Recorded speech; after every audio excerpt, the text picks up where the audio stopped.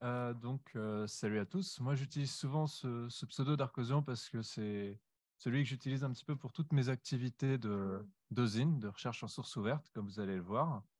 C'est normal qu'on ait Zoom qui s'affiche quand même comme ça? Est-ce que je peux pas le dégager quand même, histoire de... Ouais, c'est pas l'application, c'est BAM. Et là, est-ce que je peux le virer?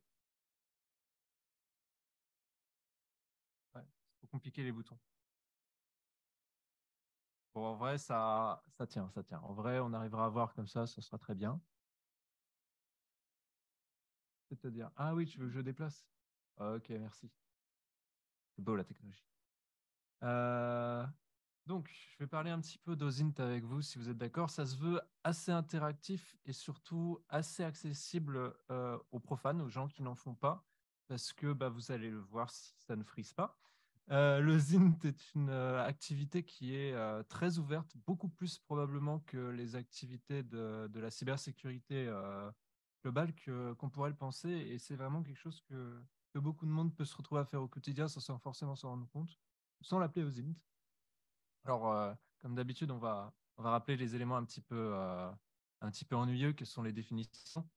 Le en fait, c'est un terme qui est apparu un peu avant la Première Guerre mondiale au niveau de l'Angleterre, en fait, puisque ça vient de la contraction de intelligence, qui est le mot anglais pour renseignement, qui du coup est vraiment lié au concept d'analyse, d'espionnage, de renseignement, etc., que vous connaissez sans doute tous, et open source signifiant la récupération de sources en source ouverte. Et à l'époque, les Anglais faisaient ça énormément avec les journaux, puisque bah, depuis le XVIe siècle, depuis l'avènement de l'imprimerie, on avait beaucoup plus de sources ouvertes qu'avant et on n'avait pas ce qu'on appelle, enfin, on n'avait plus trop ce qu'on appelle le RUMINT, Rumor Intelligence. On était plus sur le ZINT, qui était du coup assez répandu à l'époque. Et en France, comme on aime bien les acronymes avec des noms mignons, on a appelé ça le ROSO.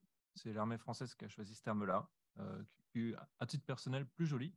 Mais du coup, vous allez voir que c'est pas celui qu'on retient pour se présenter en général. On parle vraiment beaucoup d'OSINT et beaucoup moins de ROSO. La définition de l'OSINT, c'est vraiment l'idée qu'à partir d'informations qu'on trouve bah, publiquement et assez facilement, sans mettre en place des méthodologies de recherche très avancées, sans payer, sans travailler sur des accès avancés ou sans avoir des entrées dans des instances un petit peu fermées, on arrive à récupérer. Donc voilà un petit peu pour la définition ennuyeuse. Euh, je vais rappeler quand même une chose assez importante. Le ZINT, c'est une discipline qui est extrêmement transversale, au sens où c'est pas juste de la cybersécurité, pas que des gens qui travaillent un petit peu dans le pentest et qui considèrent que le ZINT, c'est la phase de reconnaissance. Tous les enquêteurs et tous les journalistes, que ce soit des enquêteurs publics ou privés, de la police ou qui travaillent dans le privé, se retrouvent à faire de la recherche en source ouverte pour identifier des sources, comprendre des affaires, comprendre des enjeux, etc. Tous les gens qui font des métiers d'analystes, soit des analystes cyber, des analystes en conseil, des analystes financiers ou que sais-je encore, se retrouvent plus ou moins à faire de l'OSINT. Et en fait, il y a énormément de métiers au quotidien qui font énormément d'OSINT. J'insiste là-dessus, c'est vraiment une activité extrêmement transversale. Euh, et dernière définition, après je vous laisse tranquille là-dessus, promis. Ça, vous avez un système qui s'appelle le Traffic Light Protocol qui a été mis en place par la CIA, qui est en fait une définition de diffusion de documents, qui sert à dire en gros, est-ce que je veux que ce que j'ai diffusé à une communauté ou à un ensemble d'individus, ça soit diffusable un peu partout ou pas. Là, comme vous pouvez le voir en haut à gauche, j'ai choisi que cette présentation serait le TLP Green, donc partagez ça à qui vous voulez dans le domaine de la cybersécurité ou plus ou moins accessible à tout le monde. Juste le mettez pas n'importe où sur Internet. Je vous en serai reconnaissant. Voilà, voilà. Donc, maintenant qu'on a fini avec les définitions, pourquoi je suis là ici à discuter de Zint avec vous et pourquoi je fais ce genre de choses? Avant tout parce que ça fait un peu partie de mon travail. En cyber, on fait de l'OSINT. On n'est pas les seuls du tout, mais on fait de l'OSINT. Et j'en fais dans divers cadres autour de mon métier. Parce que je fais partie d'associations d'OSINT, et notamment hop là, OSINT FR, qui est une des associations les plus connues en France pour le ZINT, avec OpenFacto et Mediapart, qui est également du côté journalistique assez avancé. ou le GIJN, le Groupement international de journalisme et d'investigation. Je ne me souviens jamais de son acronyme en anglais. Et en fait, j'en fais surtout pour m'amuser. Parce que trouver tout et n'importe quoi sur Internet et résoudre des mystères comme ça, c'est extrêmement gratifiant. Tous les gens qui se sont un jour perdus sur Wikipédia savent ça. C'est extrêmement gratifiant. Et c'est tellement gratifiant que on a développé avec tous les gens qui font nos zines depuis les 10 dernières années des jeux spécialisés dans ce domaine-là. Alors, pour tous ceux qui sont spécialisés en GeoInt, GeoIntelligence, le fait de retrouver l'origine d'une image, beaucoup d'entre nous connaissent les GeoGuessing. Vous avez une image où vous avez une map et vous devez deviner dans quel pays et dans quelle zone ça se situe. Et voilà, vous êtes plus ou moins proche, vous gagnez plus ou moins des points. Énormément de capture the flag, donc de compétitions où on est soit individuel ou en équipe avec un tableau des scores se font sur le thème de l'OSINT. Et moi, ce dont je vais vous parler aujourd'hui, c'est d'un type de compétition un peu spécifique à l'OSINT qui a également une portée sociale, qui s'appelle les Trace Labs, et euh, qui est d'abord une organisation non-profit, équivalente d'une association de 1901, mais à l'international, nuance, qui vise en fait à retrouver des personnes disparues au sens où, et là je vais retourner ici, euh, les Américains ont mis en place il y a longtemps un truc qui s'appelle NamUs, qui est littéralement la liste de toutes les personnes disparues qu'on peut vouloir avoir envie de retrouver pour diverses raisons, parce que par exemple ils sont dans notre famille ou qu'ils sont importants ou qu'on a travaillé avec eux, etc. Et pour lequel il y a des notices qui sont diffusées là-dessus. Donc là, vous voyez, je stream plein de personnes, mais vous en faites pas, le RGPD ne s'applique pas aux USA. Et le California Protection Act non plus pour les personnes dont il est plus important de les retrouver que de les laisser dans le vide. Bon, voilà, c'est une petite nuance entre le droit américain et le droit européen. Et du coup, vous vous en doutez, RGPD oblige, on a beaucoup moins ça en Europe. Néanmoins, il y a une petite nuance un peu marrante qui est que en France, on a aussi le droit à l'oubli, qui fait que si vous êtes majeur et que il n'y a pas d'éléments un petit peu importants là-dessus, vous avez le droit de disparaître. Un peu bizarre, mais c'est effectivement une grosse différence à dénoter. Et donc, pendant longtemps, avec les potos, les copains de Zintefr, on a fait ce qu'on appelle des Trace Labs. On a fait des compétitions de recherche de personnes disparues où, en gros, on se dit, bon, bah voilà. Alors, faut savoir que c'est en UTC américain, donc du coup, évidemment, ça commence à 17h et ça finit à 3h du mat pour nous. Mais bon, c'est quand même fun. C'est littéralement des compétitions où on nous dit, bah voilà, il y a 5 personnes disparues. Celui qui arrive à en retrouver genre une, à avoir sa position, il gagne tant de points. Si vous arrivez à retrouver la raison de sa disparition, vous gagnez tant de points. Si vous arrivez à retrouver ce qu'on appelle une, euh, une trace de vie après sa disparition, vous gagnez tant de points, etc. Donc c'est très compétitif. Il y a entre 60 équipes et 200 équipes en moyenne. Donc c'est pas équipe de 4 personnes environ. Donc c'est pas des petits trucs. C'est payant. Mais c'est assez intéressant et assez formateur pour la recherche de personnes en OSINT. Quand on sort d'une petite compétition comme ça et qu'on a observé un peu ce que faisaient les autres, on en revient pas. En général, ça surprend pas mal au début. Et puis, au bout d'un moment, j'ai fini par me lasser des compétitions et j'ai fini par juste ouvrir Nemus et m'amuser un peu à retrouver des gens disparus comme ça. Et alors, ce qui est bien, c'est que Nemus, pour chaque personne disparue, bah voilà, on va en faire un, tiens d'ailleurs. Tac. On va pas faire une recherche en live, hein, parce que sinon ça va être catastrophique pour moi. Mais pour vous donner une idée, quand une personne disparue, on veut retrouver la personne si ça veut bien charger. Voilà. En fait, on vous donne des informations de contact. Là, vous voyez, vous avez l'Investigation Agency et surtout un Regional Programme Spécialiste qui va renvoyer en fait votre réponse en mode bah voilà, j'ai retrouvé tel élément sur la personne aux autorités compétentes.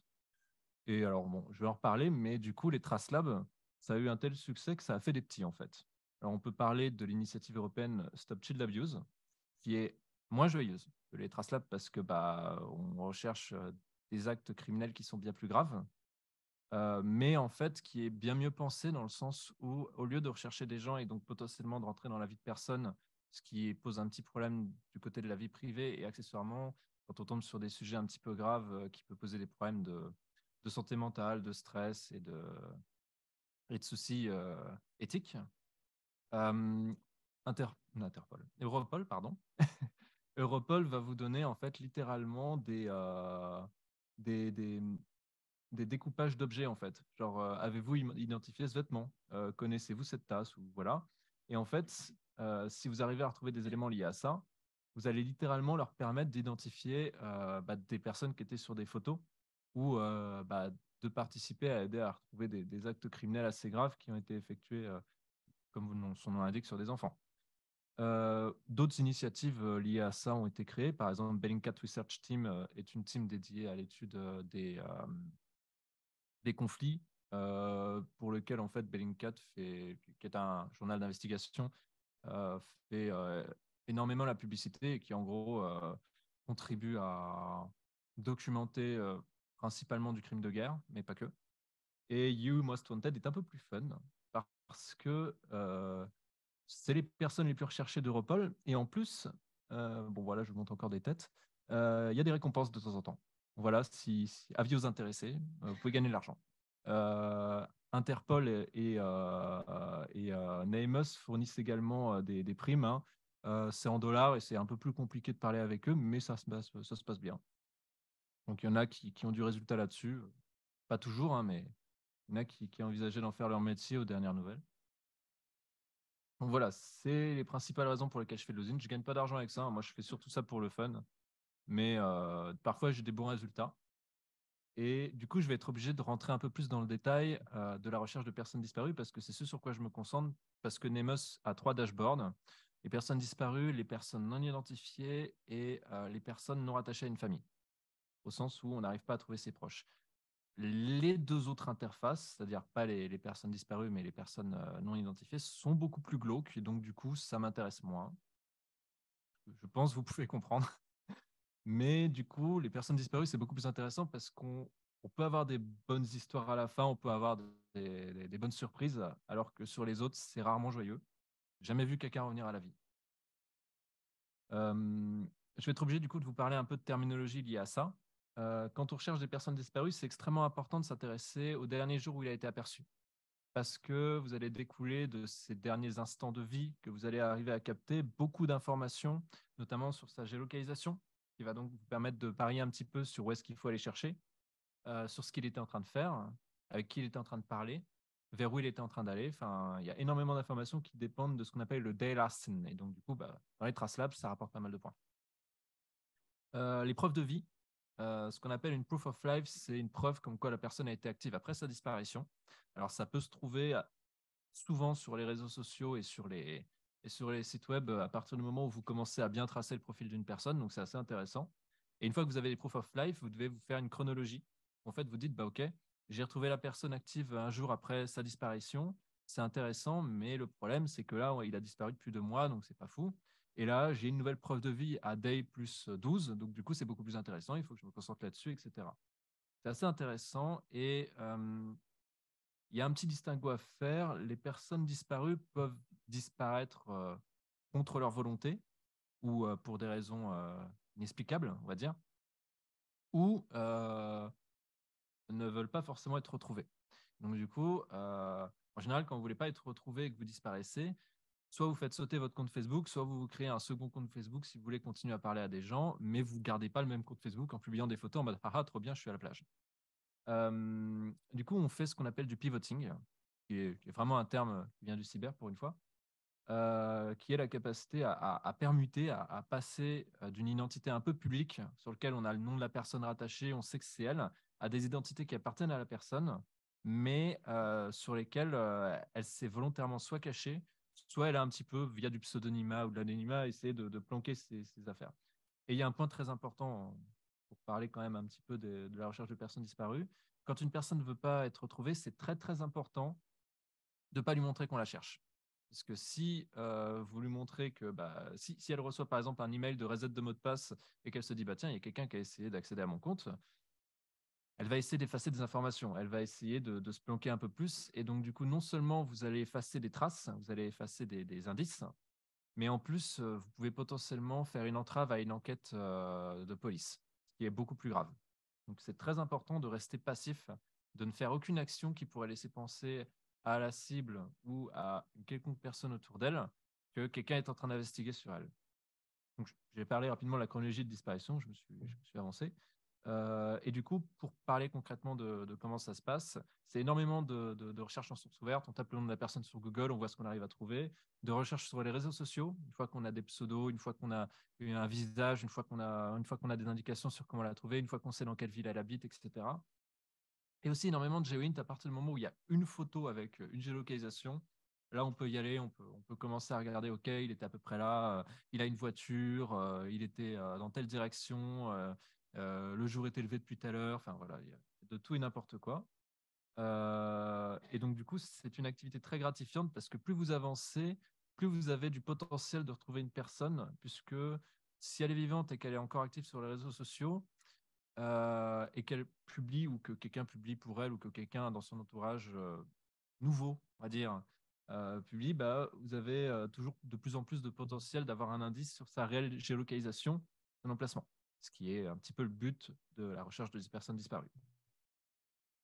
Du coup, je vais prendre un exemple que j'ai un peu anonymisé, mais que les gens de Zintefer reconnaîtront, d'une personne qui était handicapée moteur, mais qui a quand même réussi à disparaître, à passer en mode fugitif.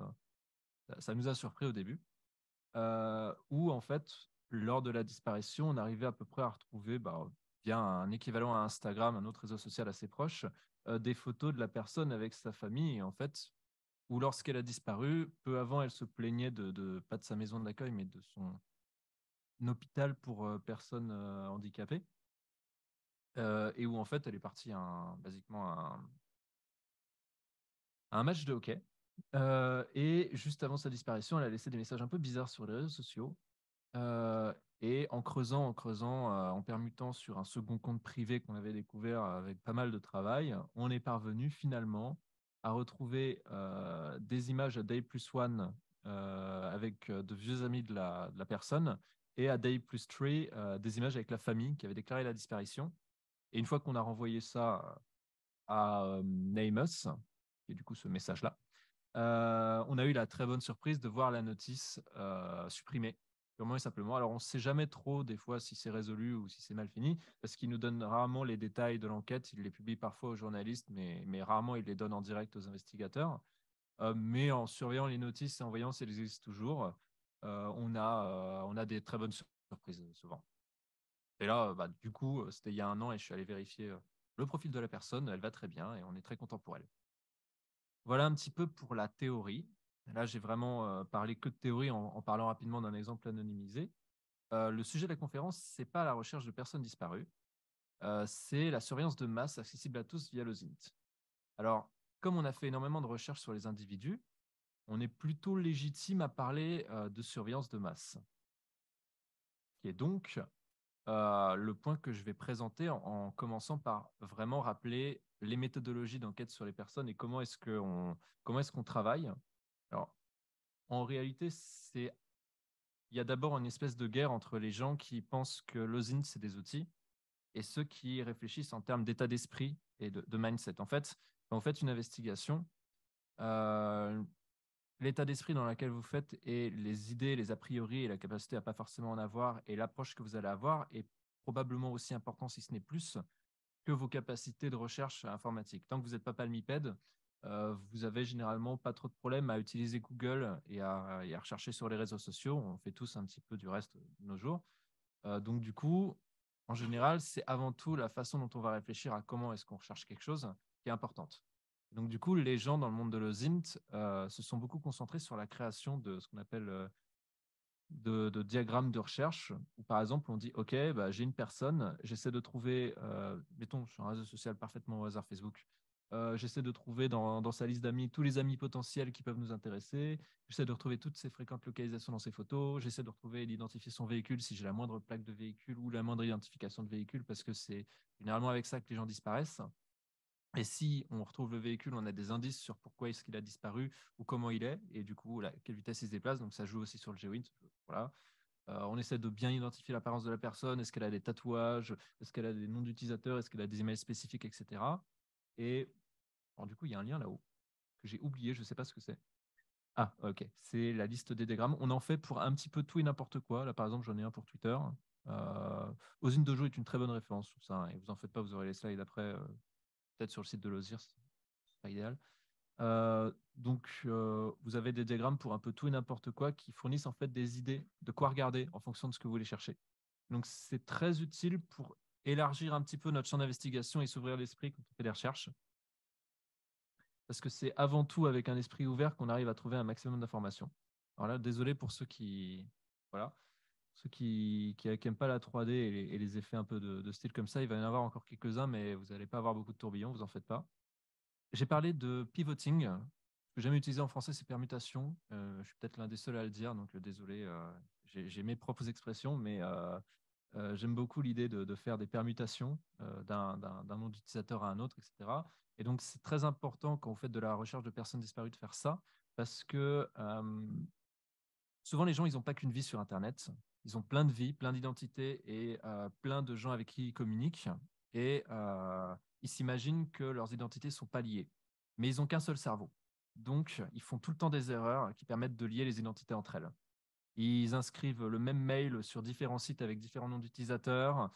Ils changent juste deux, trois lettres dans leur nom d'utilisateur et ils s'imaginent que, allez hop, c'est bon, je suis planqué. Ils utilisent la même IP pour plein d'activités différentes. Et du reste, c'est quelque chose qui est souvent un peu normal et les gens n'ont pas conscience de la complexité d'Internet et de la façon dont on peut les retrouver comme ça. Mais c'est des choses qui nous aident beaucoup et qui permet souvent de retrouver énormément d'éléments sur des identités comme ça. Donc, vous vous en doutez, dans un cadre de surveillance de masse, ça pose beaucoup de problèmes. Dans un cadre de recherche de fugitifs et de personnes disparues, c'est très utile.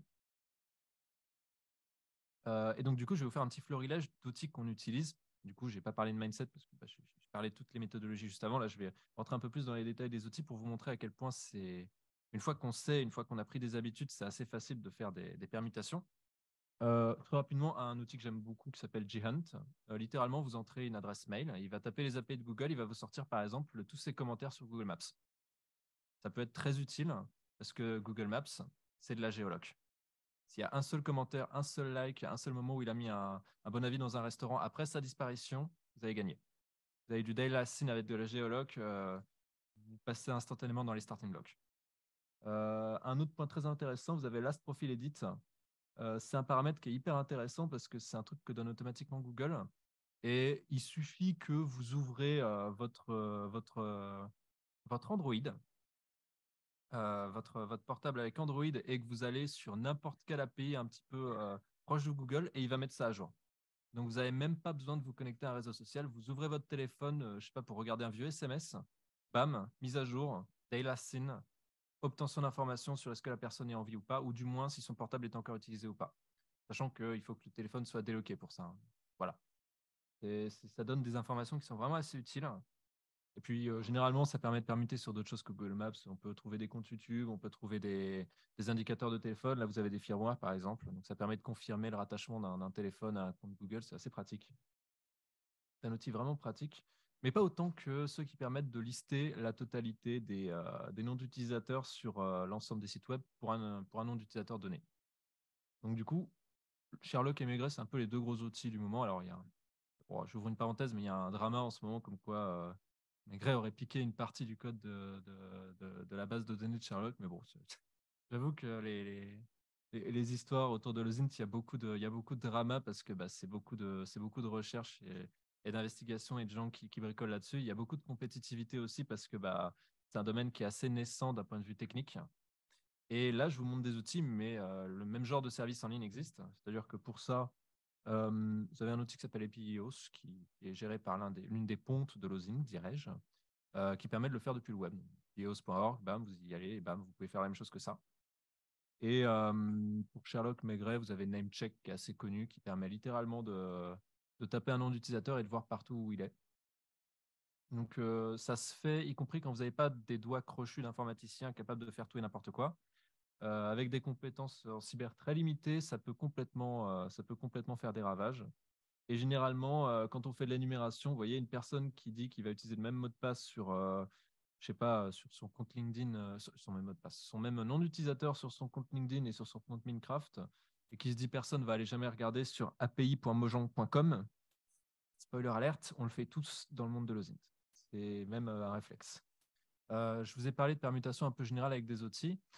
Le monde de l'OSINT a énormément de compétitivité et de jeu autour de ça parce que c'est un domaine très, très en mouvement. C'est-à-dire qu'on en découvre un peu tous les jours des méthodes pour basculer d'un email à un nom de compte, pour basculer d'un numéro de téléphone à je ne sais quoi, pour basculer d'un mot de passe à un compte Facebook ou quoi que ce soit d'autre. Donc, je vais vous en donner un petit florilège pour vous montrer un petit peu l'aspect technique et l'aspect parfois aussi non technique de la chose. Un exemple typique, Gravatar, c'est le service qui est utilisé par WordPress pour les commentaires.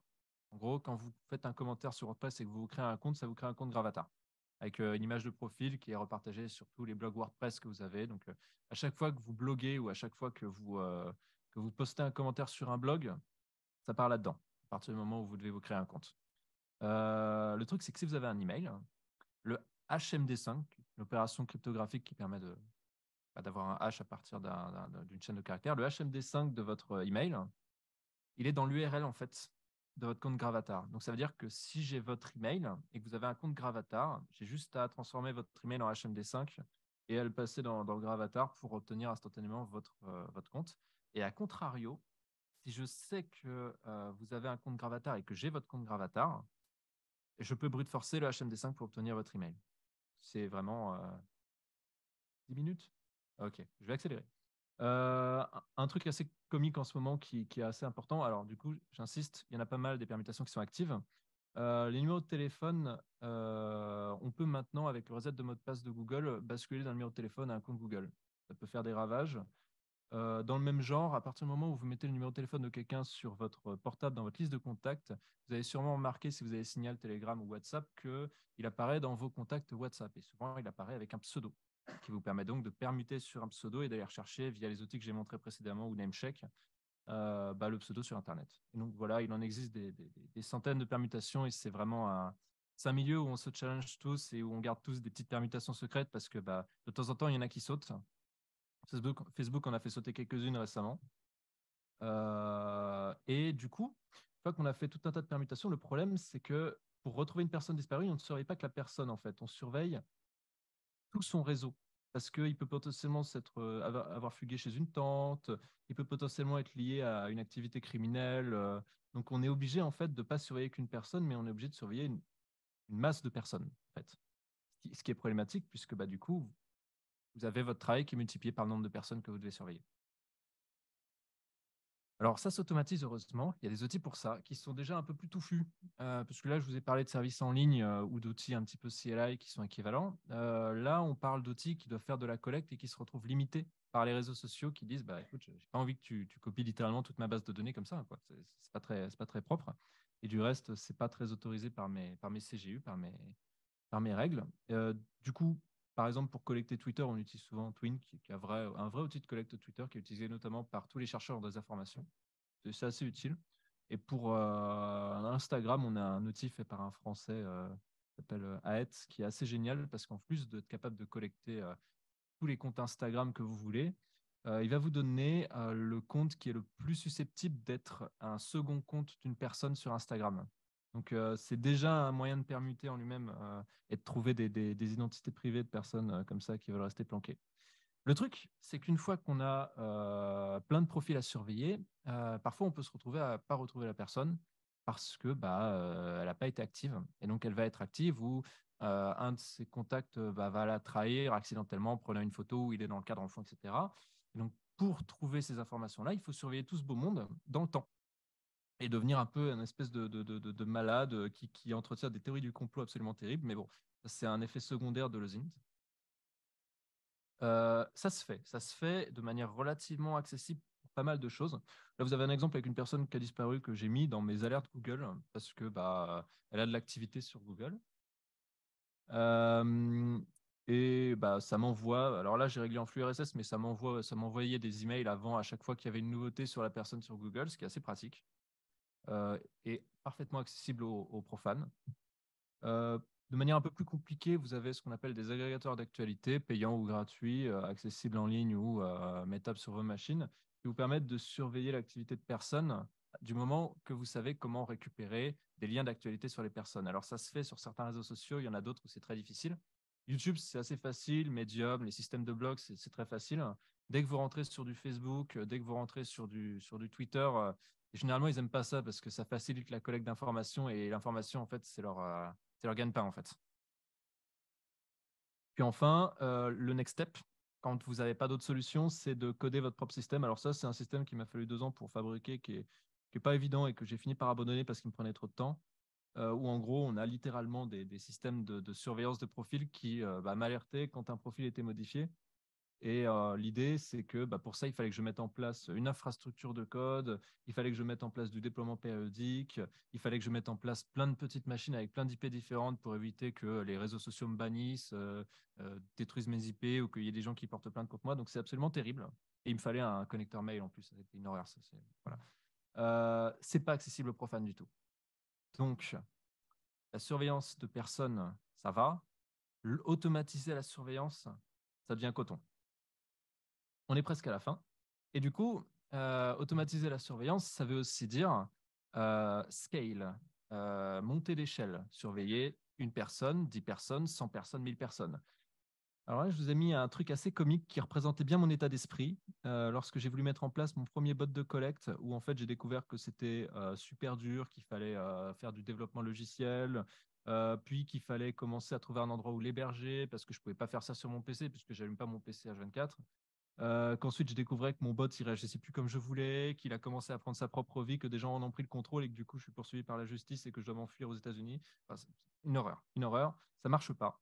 Ça marche assez mal quand on commence tout seul et qu'on n'a pas forcément les connaissances pour ça. Et les connaissances à acquérir, c'est du bac+5 en informatique ou vraiment de la volonté à apprendre comment ça fonctionne. Donc c'est un peu terrible. Et le pire, c'est qu'on se retrouve pris dans une guerre qu'on ne connaît pas forcément. Georges est dans la salle d'attente, je peux l'admettre? D'accord. Euh, Soit. Désolé, Georges. Du coup, le problème, c'est qu'on se retrouve en plein milieu d'une guerre entre tous les réseaux sociaux qui veulent garder leur petite zouaille chez eux tranquillement et tous les gens qui essayent potentiellement de les arnaquer, de collecter leurs données, de leur vendre de la pub ou de récupérer leurs données pour les revendre.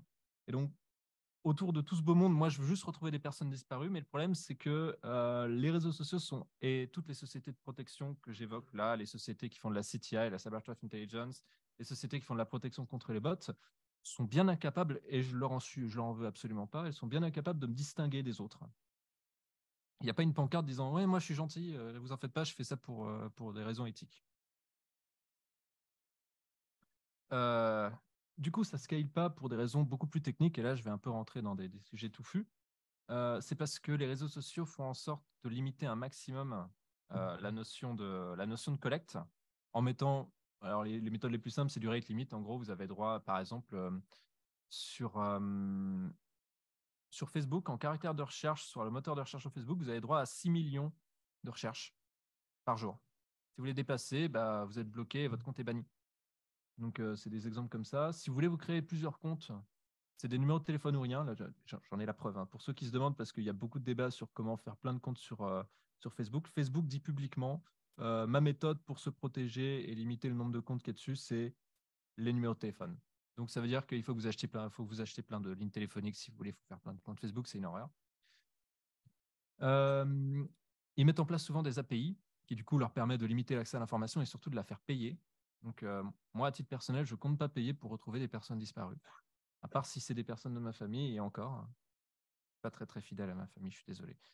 Euh, et généralement, ils font appel à des sociétés avancées qui mettent en place des protections anti-bots bien plus horribles, les plus connues étant les CAPTCHA, qu'on a tous vécu ici et avec lesquels on souffre tous, mais qui peuvent aller beaucoup plus loin que la simple CAPTCHA où il faut dire clique sur tous les vélos qui sont d'une couleur rouge. Euh, Ça, c'est les raisons techniques directes, c'est-à-dire quand vous voulez collecter, vous vous prenez tout ça dans la gueule. Les raisons indirectes, c'est ce qui tient dans le temps. Quand vous avez fait un système de collecte qui tient à peu près la route et que vous vous rendez compte qu'OK, il vous dégage un petit peu, mais vous avez trouvé des vraies techniques de hacker, vous êtes un peu énervé là-dessus, vous avez des problèmes plus graves. Par exemple, Facebook récemment a changé son modèle d'indexation.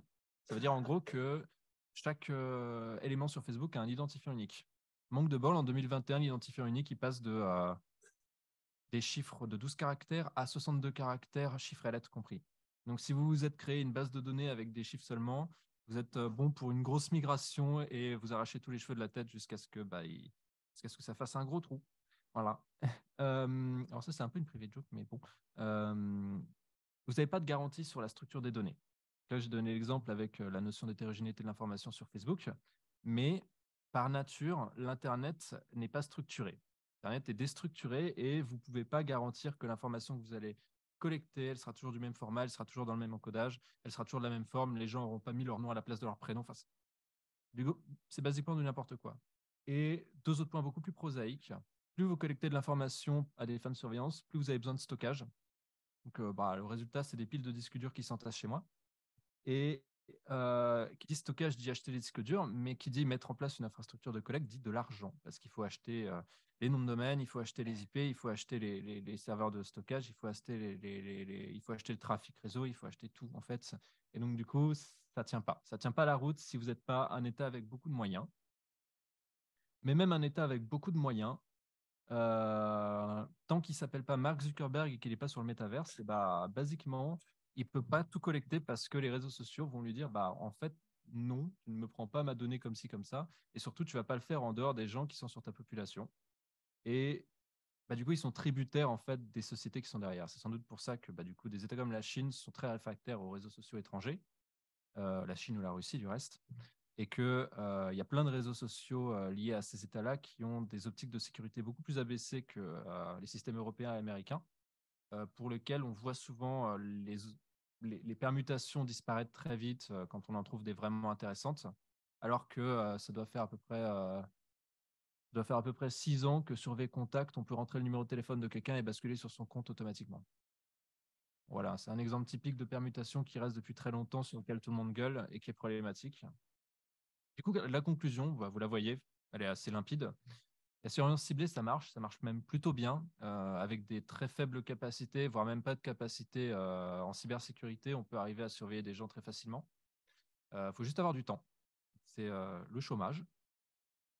Et la surveillance généralisée, par contre, ça tient de l'impossibilité technique pour énormément de monde, et t'as compris. Et c'est certainement pas l'OSINT qui va permettre d'améliorer ça. Ah, du coup, on voit pas le texte en bas. Je suis très triste. Bon, si vous avez des questions ou vous voulez revenir sur certains points particuliers, il ne faut surtout pas hésiter.